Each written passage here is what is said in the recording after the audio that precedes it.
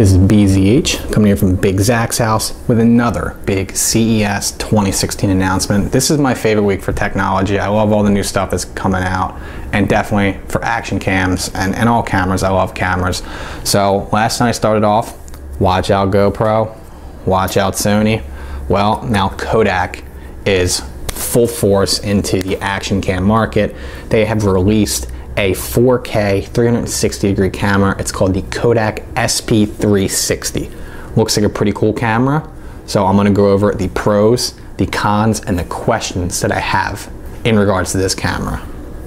The pros for this camera is that Kodak really put a lot of thought and effort into their post-processing and you making it user-friendly. So they have an app that you're going to be able to use with your phone, and on your app you're going to be able to control the 360 degrees, so you're going to be able to play with it, see what it looks like. It sounds really cool. And something that's not always featured in some of the other apps for GoPro and Sony is that you're going to be able to control the exposure and the white balance right on your app. So you're actually going to be able to control how the camera's filming, which eliminates the need to do it in post-processing. The other cool thing is it does have an external battery, and obviously all of them have it with the memory cards, but it's something they featured on their website. So you never have to worry about your battery dying. You can just swap out batteries. A lot of cameras, like cell phones and such, are not featuring batteries that can be removed anymore. So this camera does have a battery that you can remove. My number one thing, aside from the editing software, that's a whole another thing that's important, is that they thought about this from a standpoint that they know everybody, for the most part, that likes action cams. We pretty much all have GoPros. So you're actually gonna be able to use all of your existing GoPro accessories with this camera. So Kodak is going to give you mounts and things that you need, clips and such, that you're gonna use to utilize your existing GoPro accessories. I really like this. It eliminates the need, if you already have a GoPro, to buy a whole nother set of accessories just for this camera. So this is a camera that if you have a GoPro, you can pick it up and you can use it with all your existing accessories. Now, some of my cons is that, number one, the name is a little bit deceiving. It's called the SP360. Now, it costs $500, but that's with one camera. The one camera is only going to give you 235 degrees. It's not giving you the full 360. In order to get that, you have to spend $900 for the 2-camera package. So that gives you the true 360. This makes this camera really expensive, although it's a really great idea, the 360, how easy it is to just film and edit it. It's $900. The name is very deceiving. It should be called the SP235, not the SP360, because you have to buy 2 cameras. So that's the biggest flaw and my number one complaint, con, whatever you want to call it so far. The other thing that's disappointing about this camera is that not only is the name deceiving for SP360, it's also deceiving because they call it 4K. So everybody puts their videos on YouTube and their software allows you to just directly upload it to YouTube.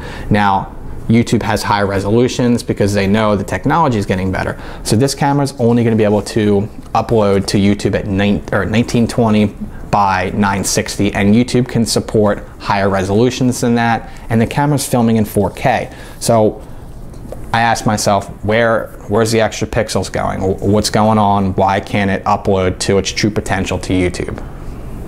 The other flaw in this camera is that you have to use an accessory to put it onto a tripod. One of the things I really like about the new Sony cameras is that you can use a tripod without having any extra accessories. With this camera, you have to actually use a tripod mount because it's actually located on the side, not in the right spot. It's definitely a flaw that they need to improve. My other concern is that it says it's shockproof, water resistant, and it also it can be used at low temperatures. So with it being water resistant, what can you actually do with this camera? Can you submerge it in water? It has a case that you have to actually put around the camera. That's my other concern. Nikon's 360 camera doesn't need any other case, and the GoPro Cube, that doesn't need another case to go underwater either. So this camera is gonna have to have a whole nother case in order for it to be water resistant. So those are my questions. I've looked on the website and I don't see any videos with it actually being submerged underwater, which is a really important feature to have with an action cam. Why would you make an action cam if it can't go underwater. So you can't deep sea dive. You know, you have to be, if you're using it for surfing or such, you have to hope that it doesn't get submerged. So that's my question that hopefully some of my viewers can help out with that. Can it really go underwater, or is it just water resistant? So that's one of my big concerns with this camera. With all this being said, my number one question is, am I gonna buy this camera? And I'm gonna be honest with you, with the new Nikon that's coming out and the eventual GoPro and the ActionCam, I can't fathom spending $900 for this camera when it's a really cool idea and I like it. If it was $500 to give me the true 360, I'd probably buy it. So I'm probably not gonna pick this camera up unless, of course, Kodak wants to hook me up with it and I'll test it out for sure, but I'm probably not going to spend $900 on this camera with all the other options that are out there that seem to be better. Even if the Nikon costs in the $900 range, it gives you a lot more, and I'm just not that hype about this camera. You know, fans of Kodak, people that don't like GoPro, don't like Sony, maybe you don't trust the GoPro brand yet, you might want to pick this up, but let me know what you guys think. You know, I'm probably not going to pick it up. Let me know what you guys think. Leave some comments below.